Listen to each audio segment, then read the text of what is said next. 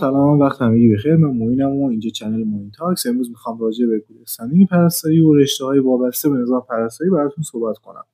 گود استندینگ کلا به منظور این که دچار وثوق پزشکی نشدیم صادر میشه و 6 ماه هم اعتبار داره. واسه کشورهای حوزه خلیج فارس و انگلیس بیشتر استفاده میشه. حالا واسه گرفتنش وارد سایت آینو.ir میشیم، از گزینه 3 خط بالا سمت راست میز خدمت و بعدش هم سامانه بین‌الملل رو انتخاب میکنیم و تنها چیزی که باید حواسمون باشه اینه که عضویت نظام پرستاریمون بروز باشه. وارد صفحه بعد که شدیم شماره نظام و کد ملیمون رو وارد میکنیم. دوباره از گزینه 3 خط بالا سمت راست قسمت ارسال مدارک رو انتخاب میکنیم. مدارک خواسته شده رو ارسال میکنیم براشون.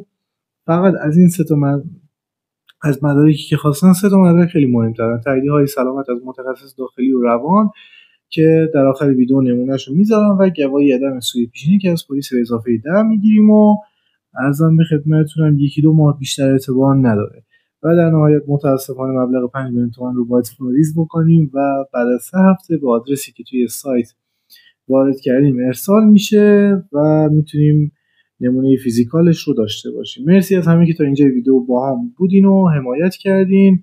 به امید ساخت کلیپ‌های بیشتر و حمایت شما.